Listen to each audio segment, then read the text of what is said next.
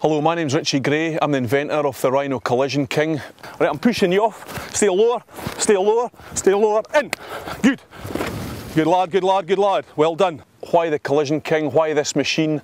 Quite simply, the collision area for me is the most important area in the game at the moment. There's over 160 collisions happening per game, plus it's a very, very dynamic part of the game with defences becoming so much stronger, the conditioning of players.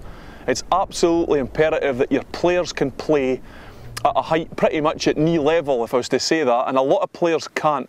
What we're having to do is try and retrain them to bring them down to that dynamic level time and time and time again, especially when fatigued, and there is no machine that can do this apart from the Rhino Collision King. There are so many different permutations that you can use on this machine, boys. You know, a one-person hit, two-person clearance.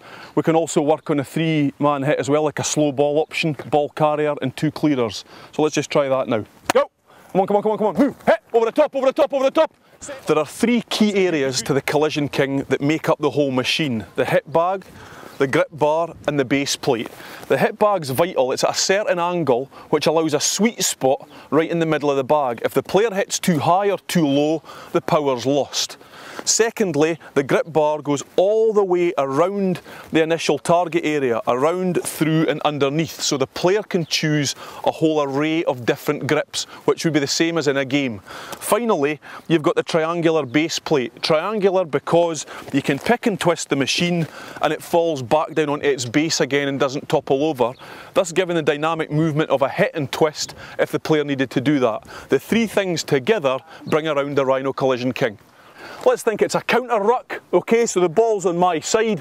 When I shout counter, I want both of you binding, stay low, and remember, start low and come in low, don't come diving in. Stay low, think tight. Both those shoulders should be glued together. Look through the machine, and when you're driving the machine, speak together, and outside arms, get a grip, and it can be anywhere you want that suits you, okay? We're ready, so just on the toes, on the toes, on the toes. Counter!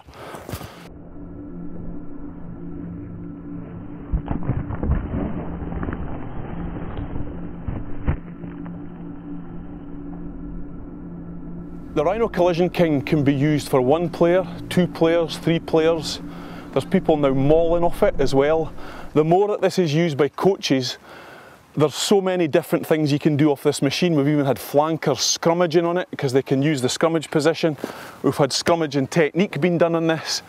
It's really quite endless, and it comes into coaching innovation after a while on what the coach best sees fit this machine being used for. Number one thing is though, it's about dynamic body position. Hit. Get over, get over, get over. It's the only machine that's available for all players, backs and forwards. It can be used across the board, and it brings around outstanding dynamic body height time and time and time again, looking at targeting a specific area, looking at the grips that you may have to use, and remember, in the collision area, you never quite know what's going to happen. Every single collision's different. It's very different from a scrum or a line out where it's very set. And also the grip bars there, and the weight of the machine is so important as well to bring around outstanding body movement time and time and time again.